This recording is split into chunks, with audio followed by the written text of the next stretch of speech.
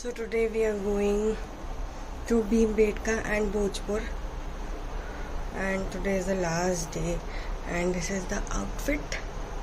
I really like this. I don't know why, but it's really nice. I can even wear it to court. Dad told me, and it's nice. So चलते हैं अभी Bhimbetka. Both are kind of far from here in Bhopal. चलते हैं. चल.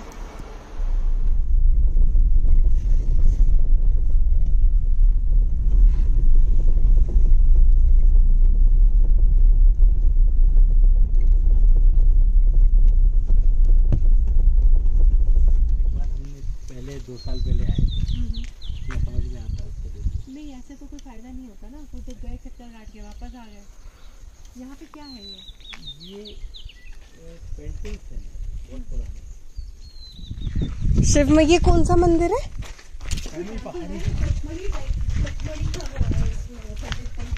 अच्छा,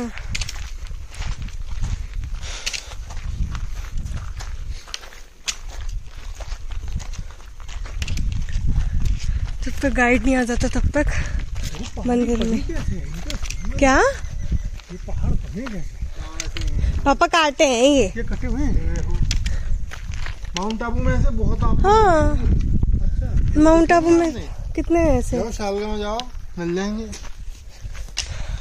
mount Abu में भरे पड़े हैं।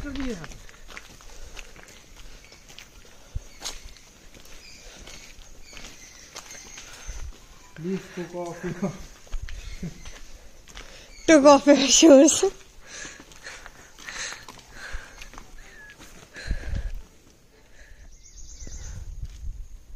ऐसे मुंह मत बना। पत्थर 548 मिलियन वर्ष पुराना है। बलुआ पत्थर मुख्य रूप से मध्यम से ये है, ये वाला कौन सा पत्थर है? कहाँ है? यही टर्टल रॉक। ये पूरा ये बलुआ पत्थर, ये बलुआ पत्थर के पहाड़ हैं। चल, नमस्ते नमस्ते। दिखा देंगे, ये सब बता देंगे। हाँ बता देंगे। बलुआ पत्थर तो है, पर जो एक्चुअली जो क्वालिटी है मैम, उसमें ये सैंडस्टोन है। और सैंडस्टोन में भी एक हार्ड क्वालिटी होती है, that is a quartzite sandstone. Ma'am ये इतना सॉलिड है कि इस पर लोहा भी काम नहीं कर पाता। जैसे अभी आप टेम्पल, फोर्ट, स्तूपा जाएंगे, वहाँ पे जो आइकोनोग्राफी बनता है वो भी सैंडस्टोन का है, पर वो इसकी अपेक्षा बहुत लाइट होता है। यहाँ पे पिक्चर्स की लोकेशन आप बता दीजिएगा, तो वहाँ फोटो बहुत अच्छा है। The best time you be here. आप जिस जगह फोटो लेंगे सब जगह फोटो अच्छा आएगा। और फिर भी मैं आपको बता रहा हूँ है ना, आप बैठ जाएंगे। तो बेसिकली वी आर हियर जंगल,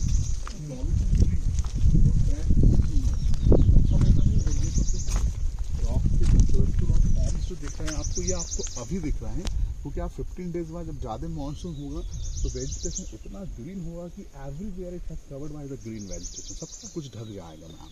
तो द रॉक्स की जो फॉर्मेशन है इनके बारे में अकॉर्डिंग टू द जियोलॉजिस्ट, ये पूरा western central part once upon a time ये अंडर द वाटर रहा है भैया, और ये सब टेक्टोनिक मूवमेंट में नीचे से ऊपर आया है ना।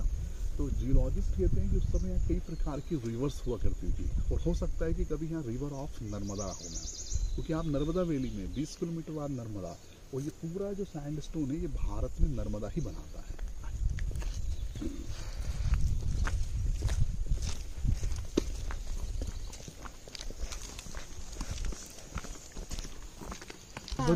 गाइड की वैल्यू, फोटोज जो है वो कोई बताने वाला हो कोई वो दिखा सकता है। हाँ। क्योंकि शेल्टर है, आप ऐसे नीचे से निकल जाएंगे, पीछे पेंटिंग छूट जाएंगे। तो लोग, तो आपने तो इसको स्टडी किया होगा ना? मैं आर्कियोलॉजिस्ट। हमने वेट अच्छा, किया आने के लिए, हम मंदिर देख कर आते हैं।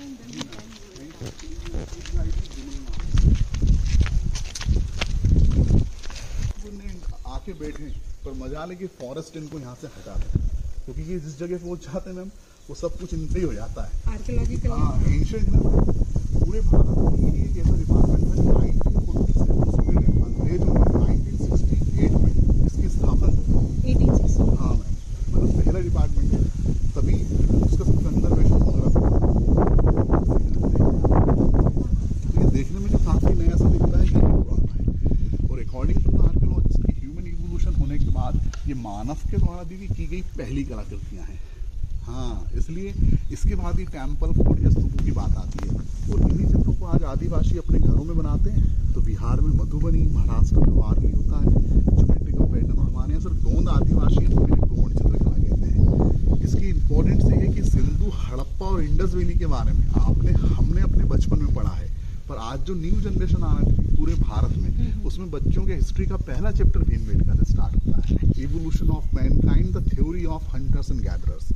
जंगल में थे तो आदि मानव, और जंगल से बाहर आदिवासी हो गए। आप अजंता जाइए, वह गुफाओं में चित्रकारी है। और Bhimbetka not a caves painting, यहाँ शेल्टर नहीं है, जो बारिश का पानी अंदर नहीं जाने देते हैं। रॉक ने भी दीदी इन कलर को एब्जॉर्व किया है क्लाइमेटिकली कंडीशन से।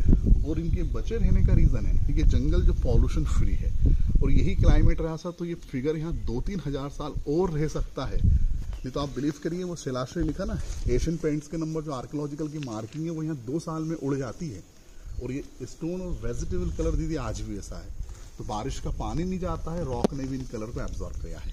तो ये आज से 2000 साल पहले अशोका के समय का भैया, 2nd सेंचुरी BC। तो ये, हाँ दीदी, तो ये शो करता है कि उस समय एलिफेंट इन जंगलों में होते थे। पर इससे भी ज़्यादा 10,000, 5,000 BC के भी पेंटिंग्स है हमारे यहाँ, मैं आपको दिखा रहा हूँ। एक कार्बन टेस्टिंग साइंटिफिक मेथड होती है, उसके द्वारा इन फिगर की एज ऑफ डेटिंग का यूनेस्को के द्वारा नॉमिनेशन हुआ है सर। और फिर ये भीमबेटका भी 9 जुलाई 2003 से वर्ल्ड हेरिटेज है। आप मध्य प्रदेश में हैं तो खजुराहो, दीदी सांची और ये भीमबेटका, तीनों वर्ल्ड हेरिटेज। स्टेचू आर्टिफिशियल है सर। यहाँ पे आर्कियोलॉजिकल टीम ने एक एक्सकेवेशन किया है, खुदाई में कुछ पत्थर के औजार मिले जिनसे ट्रायल्स चलती है। अभी आप जब भोपाल से रहे हैं सर, तो दीदी स्टेट म्यूजियम और ट्राइबल म्यूजियम सर एक ही सेक्शन पे आमने सामने, आप बिल्कुल मिस मत करिएगा। मैं आपको बहुत रॉयल जगह भेज रहा हूँ, उससे अच्छे म्यूजियम पूरे दुनिया में नहीं है, इसलिए उससे विदेशी कहते हैं। और ये रॉक फॉर्मेशन देखिए, इन पहाड़ों का आपने बात करी ना कि करोड़ों साल पहले यहाँ पानी रहा है। तो ये होल जो दिख रहा है, सफ़ेद जो लाइनें जो दिख रही हैं, ये सब नदियों के वाटर्स का इरोजेशन है भैया। और पानी की बात करते हैं सर, 250-300 अरब करोड़ साल पहले दीदी, जब मानव जीवन प्रारंभ नहीं हुआ था या जब हिमालय भी पानी में था, तो उस समय की हम बात कर रहे हैं। फिर जब अर्ली ह्यूमन इवोल्यूशन हुआ, सभ्यताएं होमो सैपियन में कन्वर्ट हुई, जंतु जानवर का शिकार करना, उसका मांस खाना, और जब वो फ्री होते थे तो इन चित्रों को बना दिए करते थे।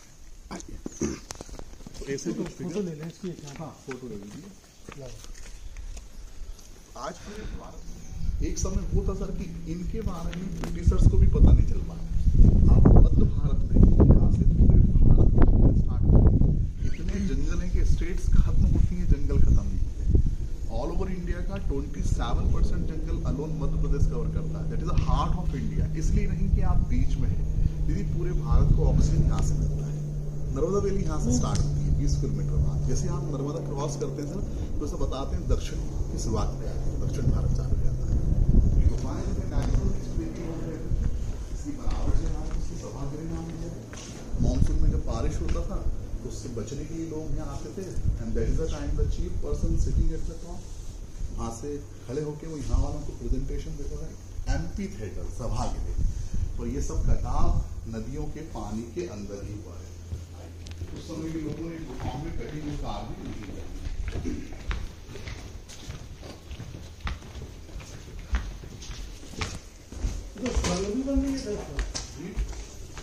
हाँ साहब, जंगल, पहाड़, पर्वत है, विंध्याचल पर्वत है जिसपे आप खड़े हैं। समुद्र के सी लेवल से अभी आप 2000 फीट ऊपर है। तो ये देखिए, इसमें काफी शाइन कर रहा है। तो ये नहीं कि हाथ लगाने से चिकना हुआ है। जब ये वाटर में था तो इसका कंपोजिशन देखिए, इतना प्रेशर में हुआ कि ये मिनरल्स के रूप में ये माइका बाहर आ गया। आप टच कर सकते हैं, और टच करिए, हाँ, खूब अच्छे से। और अब अपने हाथों को देखिए, इतना डस्ट भी नहीं है।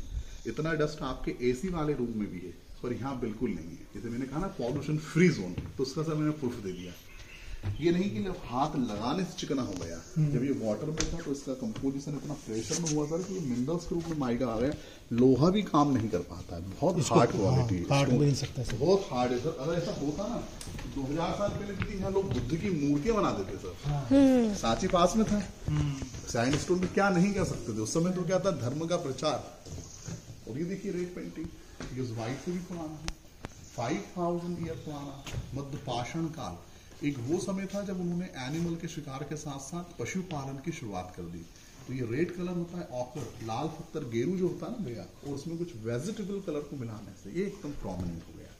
तो ये देखिए, पिकॉक बना है ना, ये बुल बना हुआ है, ये ऑक्स भी है दीदी, वो डियर दिख रहा है ऊपर। जी जी जी। और इस पेंटिंग को देखिए जिस फैमिली ने बनाया है उसमें एक छोटा सा बेबी रहा होगा जिसके ब्यूटीफुल पाम को यहाँ दिखाया है, बहुत इंटरेस्टिंग चीज।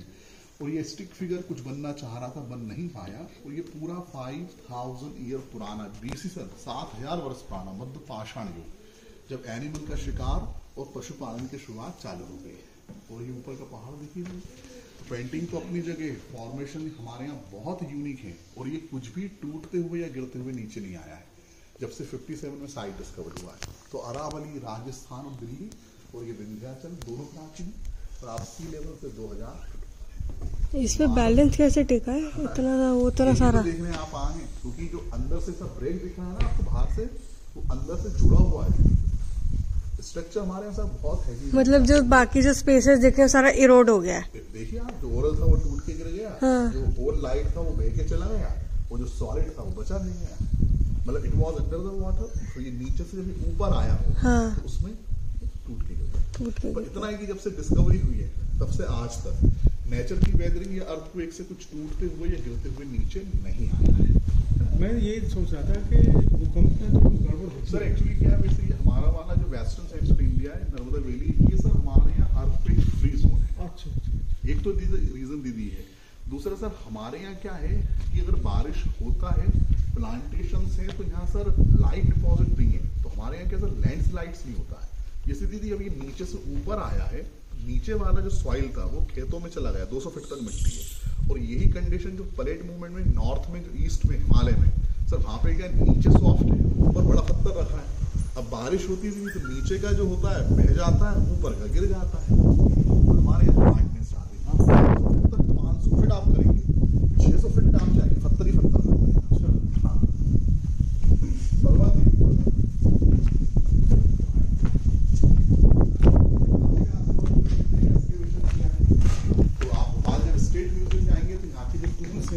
वो आपको मिलेंगे। और एक 5.5 फीट हाइट का आदि मानव का ह्यूमन स्केलेटन नरकंकाल भी हमारे यहाँ मिला है, 6000 साल पुराना सर, कार्बन टेस्टिंग के बाद। इतने सालों तक स्केलेटन के बचे रहने के रीजन कि उस समय का व्यक्ति नमक नहीं खाता था, इसलिए हड्डियां गल नहीं पाई।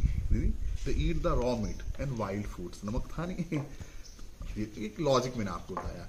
पर ऐसे एक्सकेवेशन जंगलों में बहुत हो रहे हैं सर। जंगल में रहने का मतलब था कि रहने की गुफाएं, पीने के नेचुरल वाटर सोर्स, खाने में animal meet and wild food. तो आदि मानव से आदिवासी बनने का इतिहास है।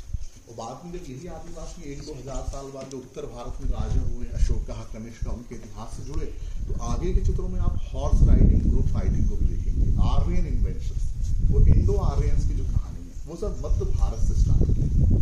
आप सांची जाएंगे तो वहां आप अशोका के बनाए हुए स्तूपा भी देखेंगे। हम लोग देख के आएंगे। यहाँ से जब आप वापस जाए थे भोजेश्वर शिव मंदिर भी बहुत, हाँ वहाँ जाएंगे। ये देखिए जो आप जो खेले थे ना, ये देखिए रोड, ये वाटर की तो रिवर थी यहाँ पे, खूब देखा है, जैसे वेलोसिटी बन गई, यहाँ से निकल रहा है। कोई और रिवर थी या सिर्फ लाइक नर्मदा थी? ये हुई है हमारे यहाँ, क्योंकि एक्चुअली क्या होगा ना, जो पोजीशन होता है सेडिमेंटेशन का, हाँ। इसको इसकी थिकनेस के आधार पे एजेस जो निकाली जाती है उसके हिसाब से इनमें बहुत टाइम लगता है। तो जैसे मान लीजिए कोई थोड़ा सा ही 1-8 मीटर का फॉर्मेशन जो होगा वो 2 से 3 करोड़ साल में जाके बनता है। अब आप पूरी रॉक मानी 25-30 करोड़ साल, तो उस तरीके से 250-300 करोड़ साल पुराना यहाँ पानी रहा है। वो देखिए ऊपर का हाइट, उस हाइट तक वाटर रहा होगा। समुद्र की लहरें जैसे स्टोन को काटती हैं, तो ऊपर के कप्स भी सब नदियों के वो भी एक दिन में थोड़ी काट दी। एक दिन में का काम है। बात है करोड़ों साल पुराने पानी की, फिर लाखों साल बाद मानव जन्म, फिर 10,000 हजारों साल पुरानी पेंटिंग, और आज आप देख रहे हैं कि इतनी पुरानी बात है साहब। It takes years. एक जूम आपको चली आइए 10,000 BC का थी। मतलब जो पेंटिंग थी इनको इसने आर्कियोलॉजी ने इसको एज इसकी वो हाँ किया। बस सर एज आइडेंटिफाई करी है, बाकी अपनी तरफ से कोई इस पे रिनोवेशन वगैरह इस टाइप के काम नहीं कैसे करा। आइडेंटिफाई सर इनका क्या करते हैं, वो ऐसा पिगमेंट ले लेते हैं थोड़ा सा। अच्छा। उस पिगमेंट की सर कार्बन टेस्टिंग होती है सर। उसके बाद क्या है कि कुछ लेजर टेक्निक और साइंटिफिक एनालिसिस भी हुई, क्योंकि हमारे एक्सकेवेशन हुए सर, उनसे भी चीजें मिली हैं। फिर सर आसपास की locality history, geological survey of India की रिपोर्ट, फिर यहाँ की जियोग्राफी, वनस्पतियों का मूल्यांकन, और उसके आधार पे जो आइडेंटिफिकेशन हुआ है वो यूनेस्को के द्वारा सर्टिफाइड है। मतलब सर यहाँ का जो डोजियर